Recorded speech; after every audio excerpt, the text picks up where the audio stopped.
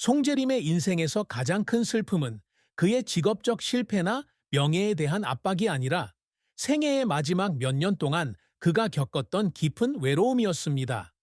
수백만 명의 시청자에게 사랑받고 있음에도 불구하고 재림은 종종 세상에서 길을 잃은 듯한 느낌을 받습니다.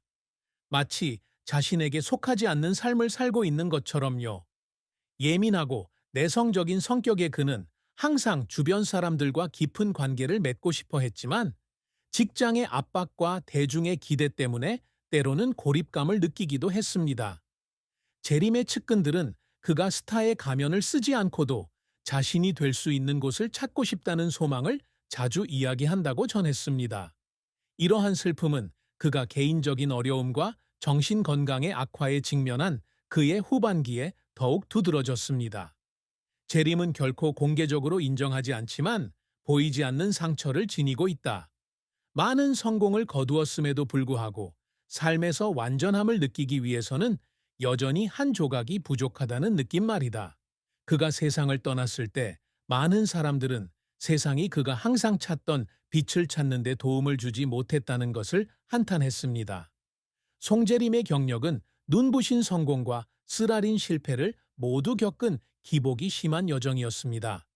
그는 2000년대 초반에 눈길을 끄는 외모와 매력적인 스타일로 모델로서 경력을 시작했습니다.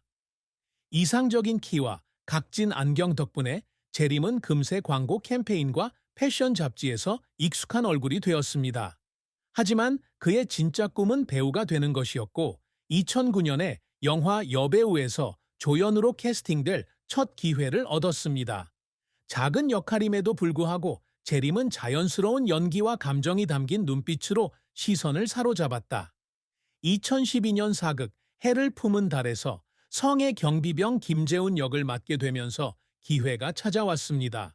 이 역할로 그는 MBC 연기대상에서 신인상을 수상했을 뿐만 아니라 아시아 전역에서 사랑받는 스타가 되었습니다.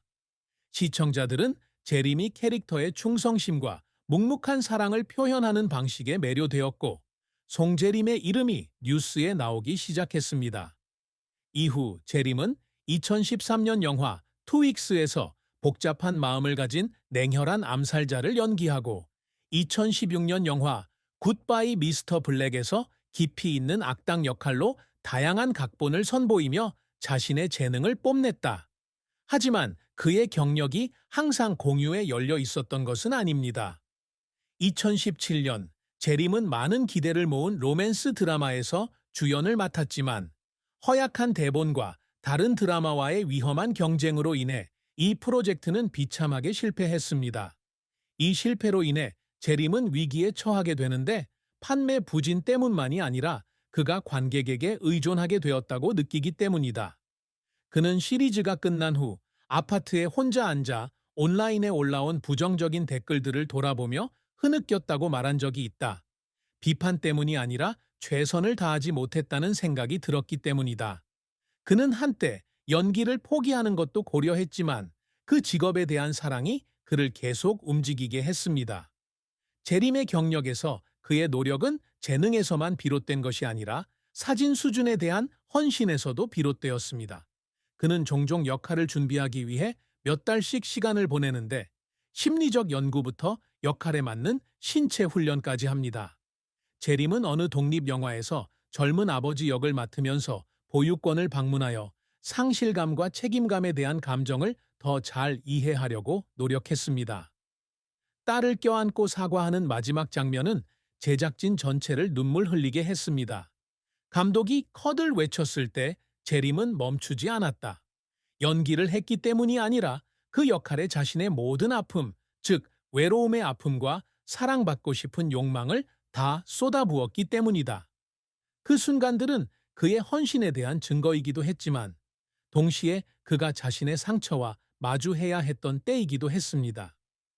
재림은 연기 활동 외에도 2014년 리얼리티 쇼 우리 결혼했어요에서 배우 김소은과 함께 진행을 맡은 것으로도 알려져 있습니다. 쇼에서 보여준 그의 성실함과 유머는 시청자들의 사랑을 받았고 송킴 커플은 가장 사랑받는 가상 커플 중 하나가 되었습니다. 하지만 이런 명성은 또한 압박감을 가져다 준다. 재림은 완벽한 대중적 이미지를 유지하는 것이 어려운 반면 본인은 개인적인 불안감에 시달리고 있다고 말한 적이 있다. 그럼에도 불구하고 그는 항상 카메라 앞에서 싸우려고 노력하며 자신의 영혼의 어두운 구석을 보는 척하고 싶어 하지 않습니다. 송재림이 항상 이루고자 노력하는 성과는 단순히 명예나 상이 아니라 청중의 마음을 감동시키고 영감을 줄 수 있는 아티스트가 되는 것입니다. 그는 연예계에 입문한 초기부터 관객에게 다양한 감정을 느낄 수 있는 배우가 되는 것을 꿈꿨다. 그의 가장 뛰어난 작품 중 하나는 드라마 해를 품은 달에서의 역할인데, 이 작품에서 그는 전문가로서의 인정을 받았을 뿐만 아니라 자신의 캐릭터의 짝사랑 이야기를 통해 100만 명의 시청자를 눈물 흘리게 했습니다. 그는 관객 한 명으로부터 자신의 역할 덕분에 연인을 잃은 아픔을 극복할 수 있었다는 내용의 편지를 받았을 때가 가장 자랑스러웠다고 말한 적이 있다. 제리미 노트에 소중히 간직한 그 편지는 그가 예술을 통해 인연을 맺는 능력을 보여주는 가장 위대한 증거입니다. 제림 역시 깊이 있는 역할을 통해 자신의 흔적을 남기고 싶어 한다. 그는 단지 잘생긴 스타로 기억되기를 원하지 않고 복잡한 인간의 이야기를 생생하게 전달할 수 있는 배우로 기억되기를 원합니다. 그는 종종 상심한 암살자부터 자녀를 위해 싸우는 아버지까지 어려운 역할을 선택합니다. 그는 이러한 역할을 통해 자신의 새로운 면을 탐구할 수 있다고 믿기 때문입니다.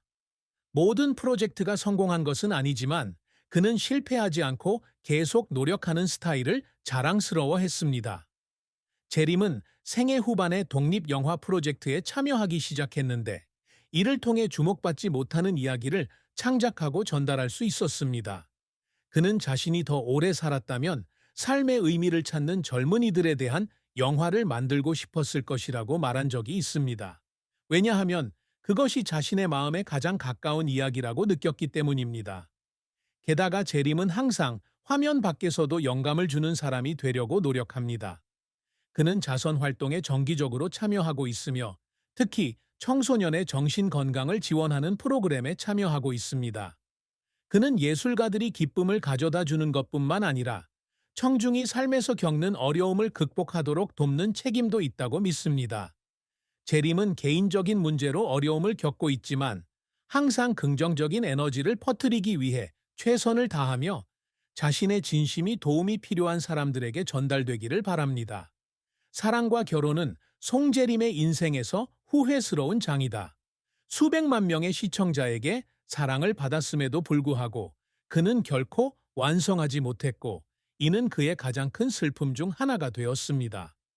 낭만적이고 예민한 사람인 제림은 항상 자신의 모든 기쁨과 슬픔을 공유할 수 있는 진심 어린 사랑을 갈망합니다. 그는 여러 관계를 가졌지만 그중 누구도 그의 인생의 파트너가 되지 못했습니다. 그의 가장 주목할 만한 연애 중 하나는 우리 결혼했어요에 출연한 여배우 김소은과의 연애입니다. 두 사람의 화면 속 케미 덕분에 많은 사람들은 두 사람이 실제로 연인이 되기를 바랐지만 두 사람 모두 서로 친한 친구일 뿐이라고 주장했습니다.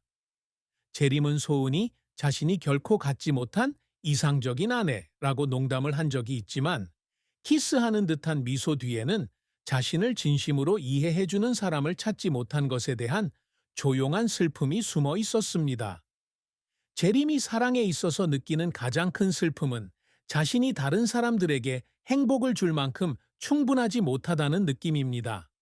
그는 내성적인 성격이라 자신의 명성과 바쁜 삶 때문에 연인이 외로움을 느낄까봐 두려워서 종종 눈에 보이지 않는 압박감을 느낀다.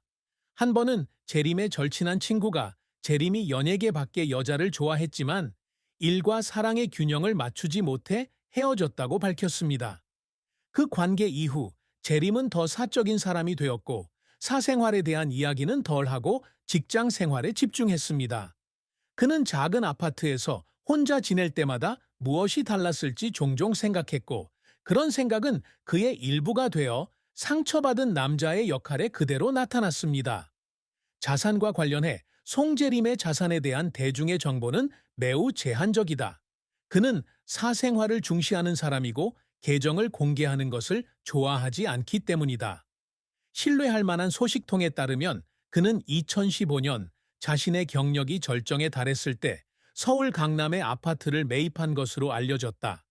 약 12억 원, 100만 달러의 가치가 있는 것으로 추정되는 이 아파트는 그가 생애 마지막 몇 년을 살았던 곳입니다. 그 외에도 그는 독립영화 프로젝트에 대한 소액 투자 계좌 몇 개와 가족 저축 솔루션도 가지고 있습니다. 제림은 물질주의적인 사람이 아니다. 그는 자신의 가장 큰 자산은 청중의 사랑과 사랑하는 사람들의 애정이라고 말한 적이 있습니다. 그가 죽은 후 그의 아파트는 그의 어머니에게 물려졌고 어머니는 그의 생애 마지막 날들을 돌보았습니다. 제림이 남긴 것은 돈이 아니라 아름다운 추억과 진심에 대한 교훈이었습니다. 송제림의 어머니 이혜숙은 그의 인생에 가장 큰 영향을 준 사람이었다. 강하고 사랑스러운 여성으로서 그녀는 자신의 모든 관심과 희생으로 제림을 키웠습니다. 신문은 이혜숙 여사가 아들의 죽음 이후 가까운 친구와의 비밀 대화에서 아들의 가장 큰 슬픔을 토로했다고 보도했습니다. 그녀는 제리미는 다른 사람을 위해 사는 사람이지만 그로 인해 마음속에 많은 짐을 지고 산다고 말했다. 그녀는 눈물을 흘리며 제리미는 항상 모든 사람을 행복하게 해주고 싶어 했지만 자신도 사랑받아야 한다는 걸 잊었어요 라고 말했다. 그녀는 제림이 나이가 들었을 때 종종 밤늦게 그녀에게 전화를 걸어 그가 가장 좋아하는 두부 국물을 어떻게 요리했는지, 어린 시절 함께 공원에 갔던 추억 등에 대해 이야기하곤 했다고 말했습니다. 그녀는 아들이 위안을 찾고 있다는 것을 깨달았지만 아들이 깊은 외로움의 고통에서 벗어나도록 도울 수는 없었습니다. 그냥 그